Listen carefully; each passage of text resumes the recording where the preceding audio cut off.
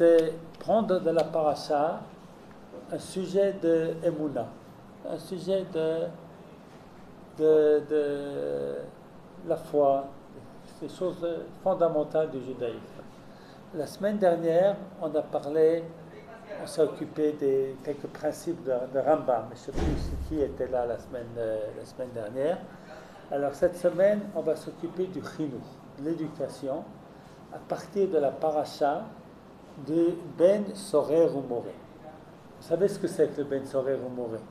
C'est celui qui a 13 ans et 13 ans et demi, qui veut de l'argent à ses parents pour acheter du vin. Voilà. Alors, c'est évidemment quelque chose qui n'existe pas dans la réalité. On ne va pas imaginer qu'un enfant de 13 ans, ses parents vont l'amener au tribunal pour le tuer. C'est quelque chose qui ne peut pas être. Ça ne peut pas être. Hein. D'ailleurs, c'est entre 13 ans et 3 mois. Donc avant, il est trop jeune, après, il est trop vieux. Et bon. Mais cette loi est étonnante. Alors, puisqu'elle est marquée dans la Torah, c'est qu'elle a une raison d'être. Puis c'est quelque chose qui n'arrive pas. Alors, pourquoi on nous le raconte? Vous comprenez la question? Alors, c'est sans aucun doute pour apprendre un certain nombre de règles en ce qui concerne les relations parents-enfants, l'éducation, etc. C'est bien? Alors, on va lire ces versets et on va essayer de ressentir quelque chose. Parce qu'il y a une question très importante qui se pose parce que vous allez avoir des enfants, Bezrat Hashem. Comment éduquer les enfants? Comme dans le passé, avec des taloches, d'accord, hein? Ou bien avec la bonté, la compréhension, accepter les petits chéris, c'est pas grave, les gâter. Alors, est-ce que la Torah nous dit quelque chose là-dessus? Alors, on va voir des sources contradictoires. On va voir quand même les versets ici qui montrent une éducation un petit peu dure. Et puis, on va montrer d'autres sources où l'approche est bien différente. Non? On va essayer de comprendre, finalement, qu'est-ce que la Torah nous propose. Alors, cette question du chinuch n'est pas seulement une question de l'éducation. C'est une question profondément de savoir qu'est-ce que c'est un homme. Est-ce qu'un homme, c'est quelqu'un qui en dresse pour faire Torah et mitzvot? Ou c'est quelqu'un que fondamentalement, il doit être libre? Alors ça, c'est la question très, très, très profonde. Parce que lorsqu'on est dans un monde de religion, il y a quelque part une sorte de contrainte. Il y a des choses qu'on est obligé de faire. Non? Et puis d'un autre côté, être homme, c'est quand même être libre, c'est de choisir. Non? Alors c'est entre ces deux exigences qui sont contradictoires qu'on va étudier nos textes. C'est ça? Alors on va voir d'abord le verset qui est les Ish ben Sorer ou Moré, Enenu shomea bekol aviv ou bekol imo. Donc il y a un homme dont le fils est révolté, qui n'écoute pas son père, la voix de son père et la voix de sa mère. V'yisru oto, ils l'ont puni. V'lo yishma alehem, il ne les a pas écoutés, ça n'a pas servi. D'accord? V'tafsu bo aviv ve'imo, donc ensuite on nous dit, les parents vont les saisir, ils vont l'amener au tribunal. V'amru el zikneiro benenu ze sorer ou moré, enenu shomea bekolenu zolel ve'sové. Notre fils se révolte. Et il dépense, il vole notre argent pour acheter de la bouffe et des boissons alcooliques. Et la punition, c'est la lapidation, etc. Voilà le texte. Alors j'aimerais, à l'écoute de ce texte, qu'est-ce que vous entendez sur l'obligation des parents qu'ils doivent faire lorsque leur fils ne se conduit pas bien? Strict. Hein? C'est strict. Effectivement, ce qui ressort du verset, a priori ici, c'est d'empêcher à tout prix l'enfant de mal se conduire. D'accord? C'est ce qui ressort. Et je pense que je suis d'accord avec Raphaël de ça, l'entente du passage. Maintenant, qu'est-ce qu'il a fait selon l'explication qu'on a donnée jusqu'à maintenant, qui est celle de Rashi? Quelle est la faute de cet enfant? Quel péché il a fait? Il a fait deux, il n'a pas écouté ses parents et il a volé. il a volé, oui, il se révolte contre ses parents, il vole ses parents pour, je dirais aujourd'hui, pour acheter de la drogue. C'est un petit peu l'équivalent. D'accord. Maintenant, je vais apporter un commentaire de Or HaChaim HaKadosh. Et c'est un commentaire parce que de quoi on voit que la Torah ne parle pas? De quelle autre faute on aurait pu imaginer que cet enfant il fait? 13 ans. Oui. Fugué. Fugué, ça fait partie de ça. D'accord. Dans une famille religieuse. Avec une fille. Hein? Une fille. Une fille, voilà, par exemple. D'accord. Bien, tout à fait. Et quoi encore on peut imaginer? Lâcher toute la religion. Hein? Lâcher toute la Lâcher la religion, il ne fait plus Shabbat. Comment tu t'appelles?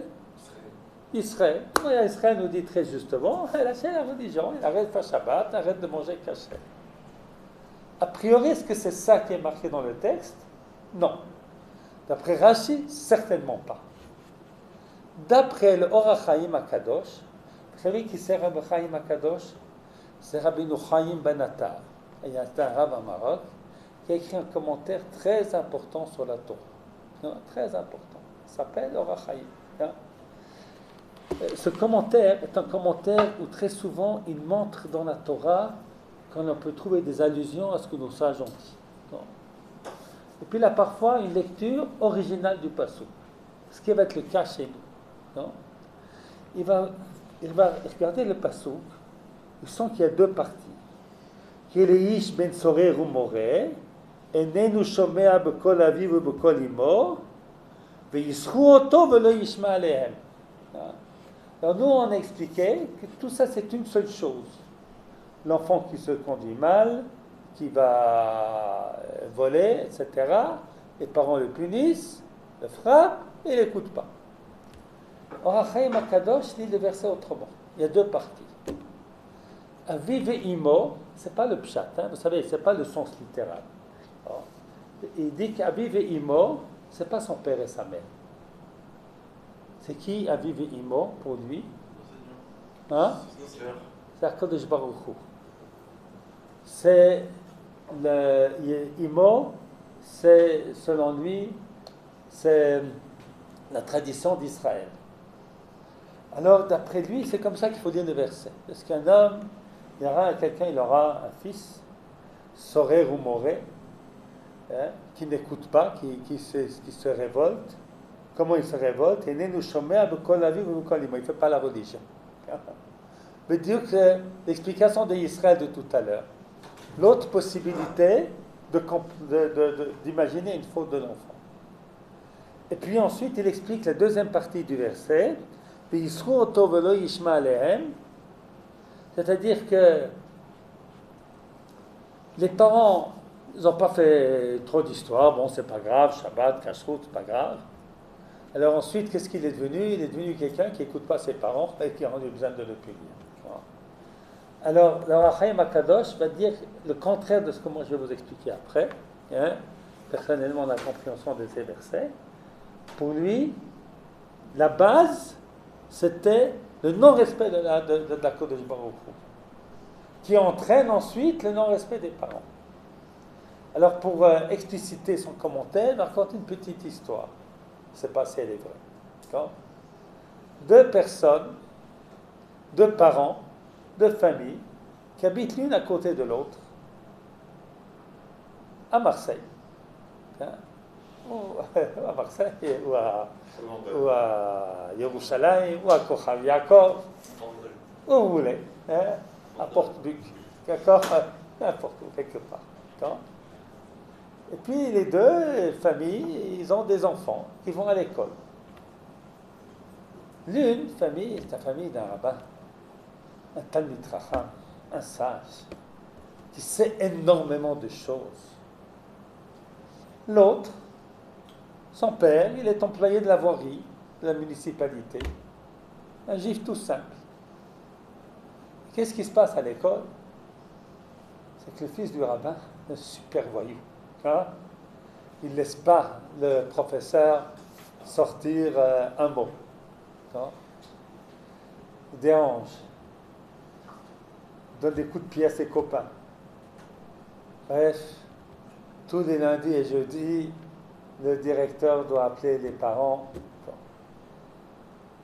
Le fils de l'autre, employé de la voirie, un enfant sage, qui apprend, qui avance, qui réussit ses examens. Bon. À la fin du trimestre, il y a, comment on appelle ça, la réunion avec les parents, on appelle... Hein? Réunion parentale. Les parents de cet enfant-là, oh, et quelle joie, ils embrassent leur fils. Quel honneur tu nous fais. Et les parents de l'autre, ils n'osent même pas venir. Alors le Rav, il est allé voir un Rav au-dessus de lui pour essayer de comprendre. Comment ça se fait, moi qui suis Rav, mon fils se conduit si mal, et puis mon voisin, un juif pachout, qui ne peut pas faire une seule explication de Torah à table, okay, il se conduit si bien. Eh bien, le Rav lui a dit, je vais te dire pourquoi. Ton voisin, si un jour son fils ne s'est pas bien conduit, qu'il a reçu une remarque de son professeur, ses parents lui ont dit, attention mon fils, il ne faut pas que ça se reproduise une deuxième fois. On n'accepte pas ça. Non? Tu respectes tes maîtres. Non? Et puis lorsque le maître a dit une explication de Torah, et puis que l'enfant a répété, ouais, magnifique. D'accord? Ton fils à toi, parce qu'il est entré à l'école, il a dit que le Rav, il a dit comme ça. Il a dit comme ça. On peut expliquer autrement. Il a mal expliqué, ton Rav, il n'a rien compris. Non? Voilà. Alors voilà toute l'explication. Non? C'est-à-dire que pour qu'un enfant respecte ses parents, il faut qu'on voit que ses parents respectent eux-mêmes l'autorité qui est au-dessus d'eux.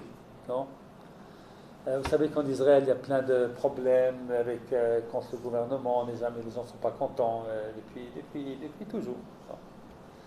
Alors il y avait souvent, très souvent, beaucoup moins ces dernières années, mais souvent des manifestations, les enfants participent, les jeunes participent.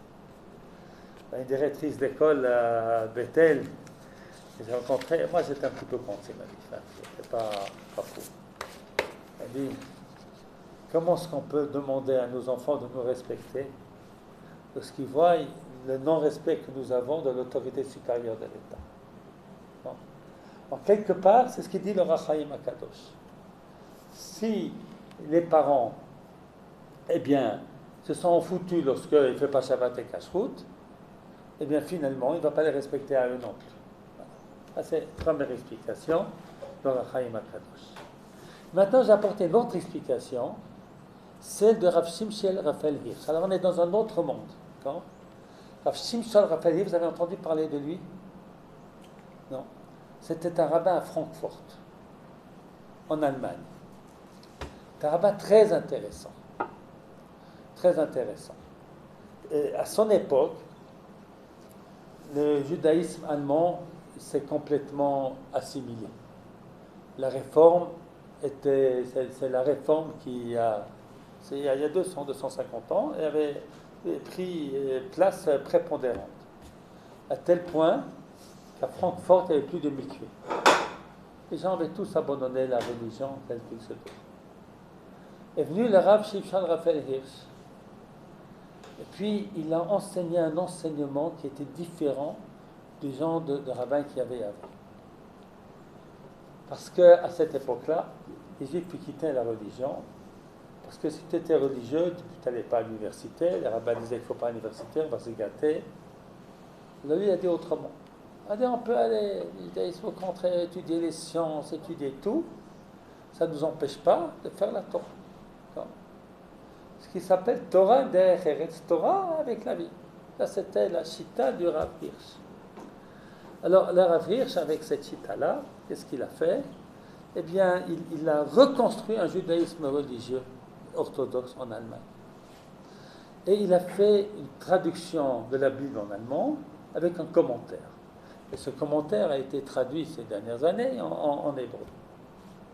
Alors lui, il explique, ça vous voyez dans le troisième passage, il dit, vous savez, c'est pas marqué dans la Torah que les ish ben sorer umore enenu shomea bekolo. Un homme et un fils révoltés qui n'écoutent pas sa voix. C'est marqué qui n'écoute pas la voix de son père et de sa mère. Alors dit Rav Shimshon Raphaël Hirsch, vous savez, il n'y a ben sorer umore que si le père et la mère ne parlent pas d'une même voix. Si seulement lorsqu'ils parlent d'une même voix, c'est-à-dire qu'il y a une belle entente entre le père et la mère, qui sont d'accord entre eux, que l'enfant ne vit pas à la maison des disputes sans cesse, alors on peut dire que c'est le choix de l'enfant et qu'il est responsable. Mais sinon, c'est ce qu'il a vu à la maison, ce sont des cris, des coups, des machins. Ensuite, l'enfant, qu'est-ce que tu veux de l'enfant? C'est vrai qu'il y a le libre arbitre. Et que c'est parce que les parents sont pourris que l'enfant doit être pourri aussi. Non? Mais ça explique, ça justifie même un petit peu. Et par conséquent, on ne peut pas être aussi sévère. Non? Alors, l'éducation, ça vient du couple alors? Les parents? Beaucoup. Énormément. C'est-à-dire, ici, il nous explique le principe important d'éducation de Raphaël Hirsch. Quel est ce principe? Le principe de l'exemple et du shalom qu'il doit avoir dans la maison. Non? Là, on a vu deux enseignements. Orachem Akadosh, qui nous a dit, attention, respectez-vous Dieu, et vos enfants vous respecteront. Non? On dirait aujourd'hui aussi, vous les parents, respectez vos propres parents, vous avez des chances que vos enfants vous respectent parce qu'ils voient. Explication de Rav Hirsch, vous savez quoi? Ce qui est important, c'est l'exemple, c'est le shalom. C'est que dans la maison, la vie est agréable, elle est douce. Non? Et si ce n'est pas le cas, eh bien, tu ne peux pas en vouloir à l'enfant. Et maintenant, on va voir, après ça, on quitte un peu la paracha, on va d'autres sources, parce qu'on veut venir à notre question fondamentale qu'on s'est posée tout à l'heure. Est-ce qu'il faut une éducation sévère, ou au contraire, une éducation plus ouverte? Non? Alors, qu'est-ce que vous pensez, là, si je fais un tour de table? Qu'est-ce que pense Nahum? Je pense qu'il faut savoir être... il faut un peu des deux, quoi. Un petit peu des deux. Il faut savoir être dur, mais il faut savoir être compréhensif. L'enfant, il va dire, c'est vrai, j'ai fait ça, alors il faut dire bravo que tu as aussi. Il faut avoir un peu des deux, quoi. Un peu des deux. Et qu'est-ce que dit notre ami Johan. Johan? Un peu des deux, mais un peu plus, on va dire, ouvert. Un peu plus ouvert. Je pense qu'au début, il faut être très sévère, très dur. Oui. Et après, petit à petit, être un peu souple et montrer que c'est pas que Ça dépend de l'âge. Comment tu t'appelles? Daniel. Hein? Daniel. Daniel Lambert, ça dépend de l'âge. Petit, il faut donner des limites. Et puis plus l'enfant grandit, il laisse sa liberté. Qu'est-ce qu'il dit Raphaël? Moi je dirais que il faut être. Ça dépend des situations. S'il y a des situations, si les situations sont très graves, on doit les juger strictement, mais si c'est plus. C'est pas très important, on peut être. Voilà. Très intéressant. Raphaël dit ça dépend de quoi? Non? Ça dépend de la situation. Si l'enfant il tabasse avec quelqu'un, là l'on est super strict. Oui. Mais s'il fait quelque chose d'autre. Bon, s'il ne se lève pas le matin pour la tefila, on ne va pas lui donner des coups. D'accord? Mais s'il donne des coups à son copain, on l'arrête. D'accord? Très bien. Tu t'appelles comment toi? Joseph. Joseph. Quel? Et qu'est-ce que toi tu dis? Je suis d'accord avec Raphaël. Oui. Et c'est aussi, par exemple, ça veut dire dans toutes les situations. Par exemple, si en fait après il voit qu'on n'est pas du tout sévère quand c'est des petites choses, il va commencer à se. Il a dit que ça va. Donc en fait, il faut savoir donner la mesure dans chaque chose, bien sûr.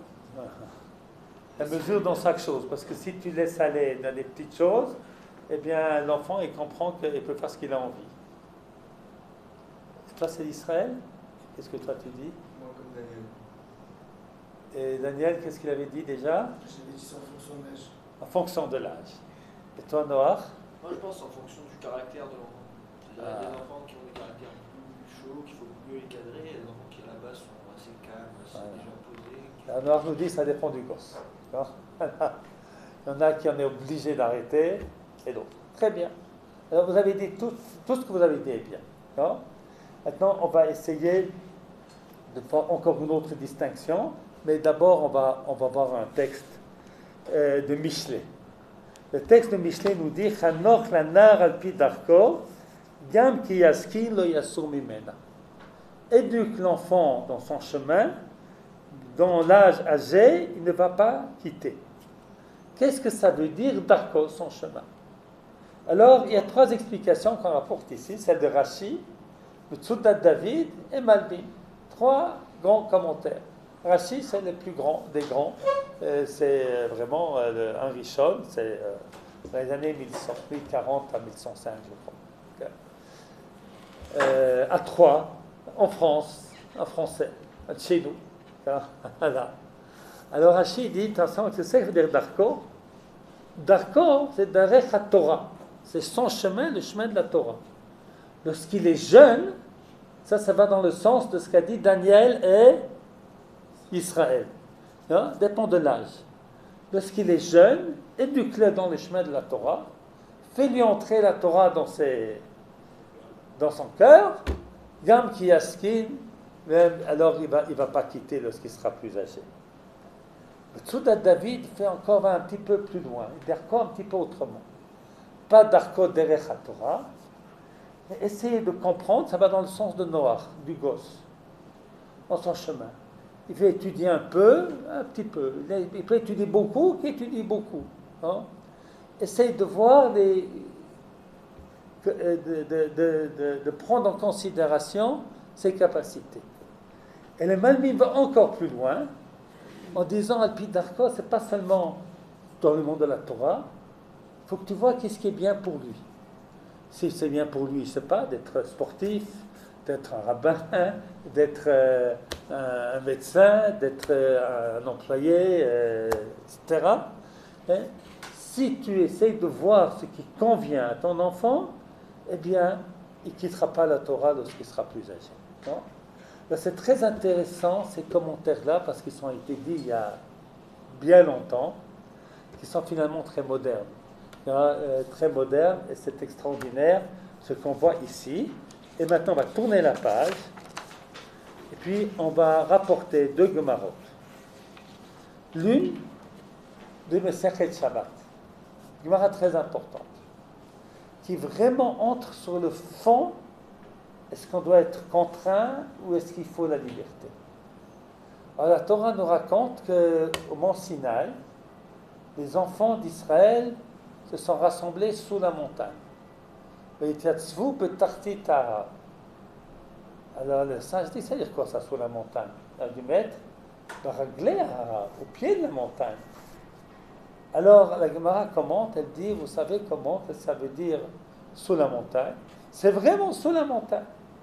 Dieu a soulevé la montagne sur eux, il leur a dit, accepter la Torah c'est bien, et bien sinon ici sera votre tombeau. Boum!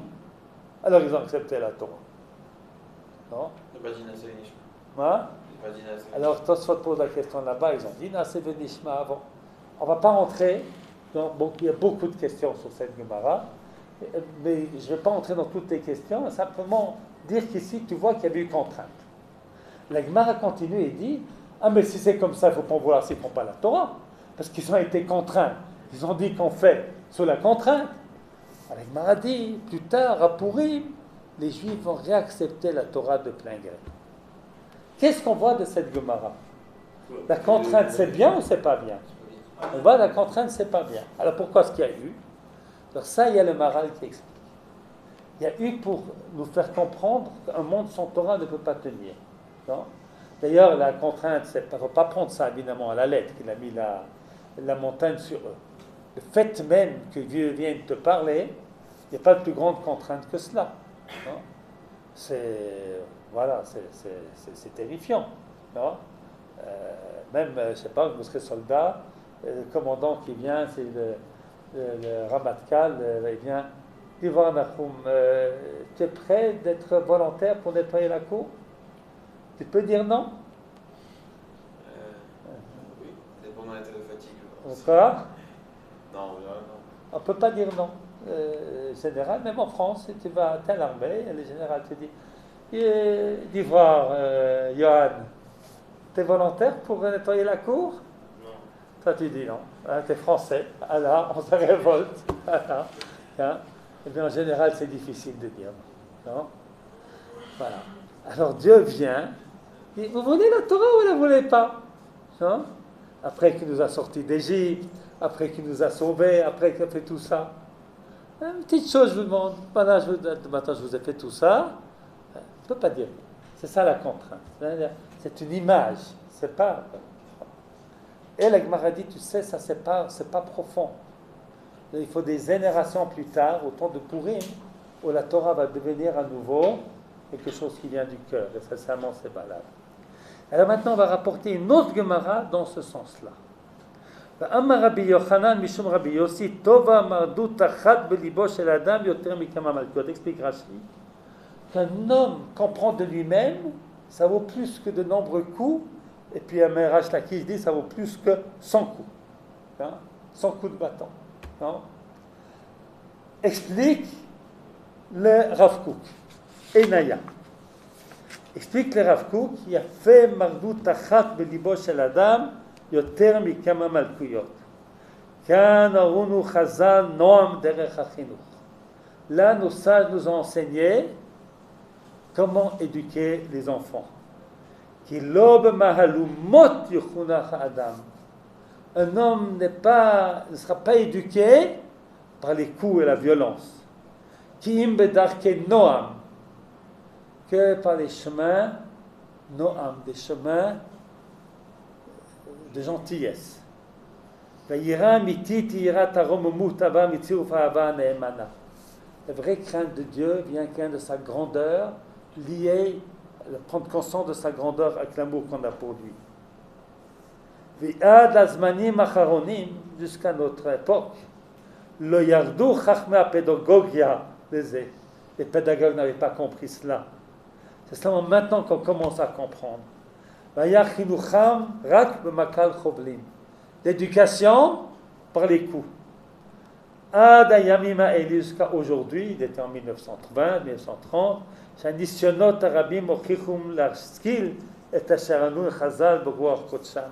maintenant on commence à comprendre ce que nos sages nous ont enseigné il y a 2000 ans. Hein? Et je rapporte une autre Gemara qui va de nouveau dans ce sens. Cette Gemara dans Moed Katan, Daf Yud Zayin, page 17. Là-bas, il nous raconte qu'il y avait un père qui frappait son fils. La servante de Rabbi, c'était Rabbi Yehuda Hanassi, a dit, cet homme-là, il faut l'excommunier. Parce qu'il va provoquer son fils à lui rendre, à faire des fautes. Donc, on voit encore une Gemara qui nous dit, ouais, combien les coups, c'est pas bien. Alors, vous voyez, on a vu au début du shiur, ils le punissent. Ils lui donnent des coups. À la fin, non, il faut excommunier quelqu'un qui donne des coups. Alors, les raisons que vous avez données, ça dépend de l'âge, ou ça dépend du type d'enfant. Vous avez donné des réponses très importantes. Et je vais en faire encore une distinction supplémentaire à laquelle je pense que Raphaël a fait allusion d'une manière ou d'une autre. C'est de faire la distinction entre deux choses, entre deux types de fautes. Le contraire de ce qu'a expliqué Or HaChaim HaKadosh. HaChaim HaKadosh nous a dit que d'abord, il ne faisait pas les mitzvot envers Dieu, et puis les parents, on laissait passer. Non. Ce n'est pas le pshat de la Torah, et ce n'est pas le pshat de nos sages. Nos sages, ils ont expliqué qu'ils volaient. Lorsqu'un enfant vole, il faut l'arrêter. S'il frappe ses parents, il faut l'arrêter. S'il donne des coups à ses copains, il faut l'arrêter à tout prix. Il faut qu'il comprenne qu'il y a des limites absolues. S'il ne se lève pas pour la prière, s'il ne respecte pas tellement Shabbat, s'il va dans un magasin et qu'il ne mange pas kasher, ce n'est pas les coups qui vont aider. C'est deux il faut faire la distinction entre les lois qui sont les lois fondamentales d'une société et les lois qui sont de la sainteté d'Israël. Ce qui fait partie de la base, eh bien pour ça, il faut la contrainte. Non.